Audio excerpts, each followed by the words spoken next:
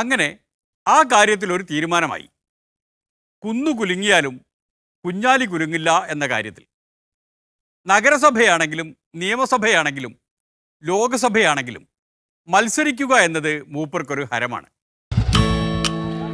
ജയിച്ച് കേറണ കാഴ്ച കാണടി കുഞ്ഞാപ്പ, ലീഗിന്റെ കോട്ട കാത്തടി കുഞ്ഞാപ്പ. ജയിച്ച് കേറണ കാഴ്ച കാണടി കുഞ്ഞാപ്പ, ലീഗിന്റെ കോട്ട കാത്തടി കുഞ്ഞാപ്പ. മലപ്പുറത്തിൻ മനസ്സു നേടിയേ കുഞ്ഞാപ്പവൻ ഭൂരിപക്ഷത്തോടെ മിന്നിയേ കുഞ്ഞാപ്പ. കുഞ്ഞാപ്പ കുഞ്ഞാപ്പ നമ്മുടെ സ്വന്തം കുഞ്ഞാപ്പ, കുഞ്ഞാപ്പ കുഞ്ഞാപ്പ നമ്മെ അറിയും കുഞ്ഞാപ്പ. കുഞ്ഞാപ്പ കുഞ്ഞാപ്പ ലീഗിന്റെ ഓമന കുഞ്ഞാപ്പ, കുഞ്ഞാപ്പ കുഞ്ഞാപ്പ നമ്മിലൊരാളാം കുഞ്ഞാപ്പ. ജയിച്ച് കേറണ കാഴ്ച കാണടി കുഞ്ഞാപ്പ, ലീഗിന്റെ കോട്ട കാത്തടി കുഞ്ഞാപ്പ. ഇടതനും നെട്ടോട്ടം പായണേ അത് നേരാണേ, 8 നിലയിൽ പൊട്ടിപ്പോയടി അത് നേരാണേ. ഇടതനും നെട്ടോട്ടം പായണേ അത് നേരാണേ, 8 നിലയിൽ പൊട്ടിപ്പോയടി അത് നേരാണേ. ഭരണമെന്നാൽ ധാർഷ്ട്യമല്ലെന്നേ അതോർത്തോളൂ, ഇരട്ടച്ചങ്കിലും കാര്യമില്ലെന്നേ അതോർത്തോളൂ. ഭരണമെന്നാൽ ധാർഷ്ട്യമല്ലെന്നേ അതോർത്തോളൂ, ഇരട്ടച്ചെങ്കിലും കാര്യമില്ലെന്നേ അതോർത്തോളൂ. പോത്തിറച്ചി കാര്യം ചൊല്ലുമാ കൂട്ടരോ, പോത്തിനെ പോൽ വെയില് കൊണ്ടതും മിച്ചമായി. പോത്തിനെ പോൽ വെയില് കൊണ്ടതും മിച്ചമായി. പൊന്തക്കാര് തേടിയോട്ടമായി കൂട്ടര്, പാത്ത് നിൽക്കാൻ ഗ്യാപ്പ് തേട്ടമായി കൂട്ടര്. പാർലമെന്റിൻ ശബ്ദമാകുവാൻ ധീരനാം മലപ്പുറത്ത് കാരനുണ്ടടി കുഞ്ഞാപ്പ. പാർലമെന്റിൻ ശബ്ദമാകുവാൻ ധീരനാം മലപ്പുറത്ത് കാരനുണ്ടടി കുഞ്ഞാപ്പ. അവകാശം നേടിയെടുക്കാൻ വീരനാം മലപ്പുറത്ത് കാരനുണ്ടടി കുഞ്ഞാപ്പ. അവകാശം നേടിയെടുക്കാൻ വീരനാം മലപ്പുറത്ത് കാരനുണ്ടടി കുഞ്ഞാപ്പ. ഹരിതവർണ്ണ കൊടി പറന്നിടും നാളുകൾ മലപ്പുറത്തിൻ മണ്ണിൽ തുടരുമേ കാലവും.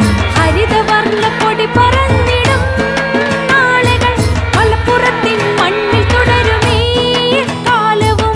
ജയിച്ച് കേറണ കാഴ്ച കാണടി കുഞ്ഞാപ്പ, ലീഗിന്റെ കോട്ട കാത്തടി കുഞ്ഞാപ്പ. ജയിച്ച് കേറണ കാഴ്ച കാണടി കുഞ്ഞാപ്പ, ലീഗിന്റെ കോട്ട കാത്തടി കുഞ്ഞാപ്പ. അവസാനം ചിരിക്കുന്നത് കുഞ്ഞാലിക്കുട്ടി ആയിരിക്കുമെന്ന് ആദ്യമേ ഉറപ്പായിരുന്നുവല്ലോ. അതിനൊരു ഭാഗ്യം ചെയ്യണം. തിരഞ്ഞെടുപ്പിന് നിൽക്കുന്നതിന്റെ മുമ്പ് ജയിക്കുക, തിരഞ്ഞെടുപ്പിന് നിൽക്കുന്നതിന്റെ മുമ്പ് ജയിക്കുക.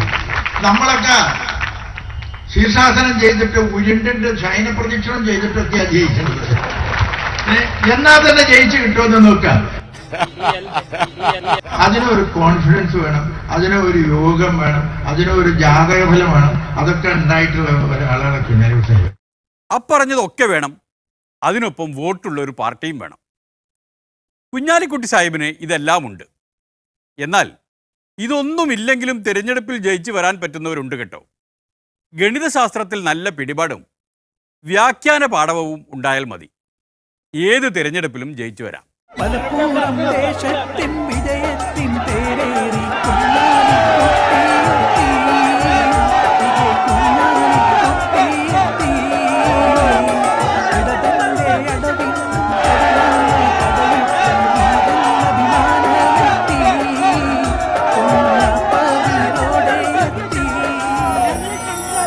കഴിഞ്ഞ ലോക്സഭാ തെരഞ്ഞെടുപ്പുമായി താരതമ്യപ്പെടുത്തിയാൽ UDFിൻ്റെ വോട്ടും LDFിൻ്റെ വോട്ടും താരതമ്യപ്പെടുത്തിയാൽ കാണാൻ കഴിയുക LDF വോട്ടിലും ശതമാനത്തിലും നല്ല വർധനവുണ്ടായി. എന്നാൽ UDFന് ആ രീതിയിൽ വർധനവുണ്ടാക്കാൻ കഴിഞ്ഞില്ല.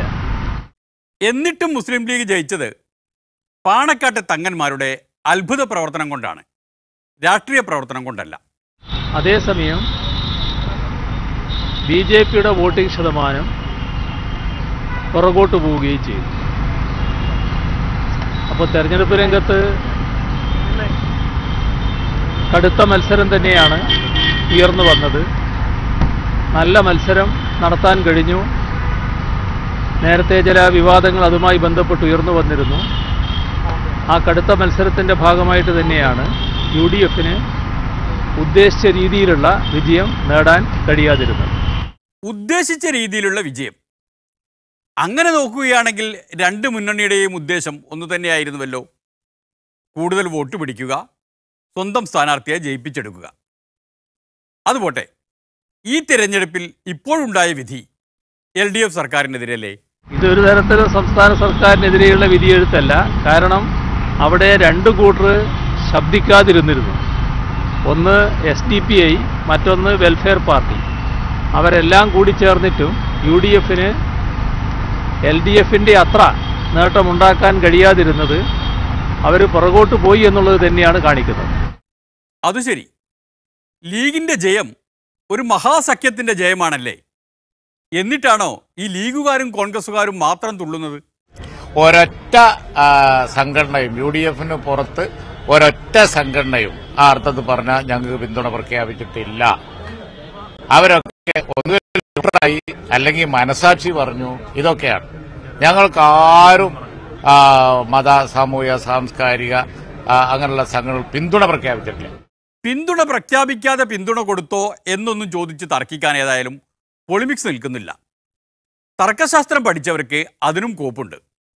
പിന്തുണ പ്രഖ്യാപിക്കാതെയും വോട്ട് ചെയ്യാമല്ലോ മനസാക്ഷിയുള്ളവർക്ക്.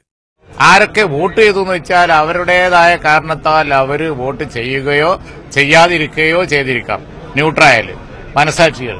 അപ്പൊ അത് ഞങ്ങൾക്ക് പറയാൻ കഴിയില്ലല്ലോ. ഞങ്ങള് ഇവിടെ ഒരു സംഘടനയെ പിന്തുണ പ്രഖ്യാപിച്ചിട്ടുള്ളൂ, അത് PDP ആണ്. PDP പിന്തുണ പ്രഖ്യാപിച്ചത് LDFനാണ്.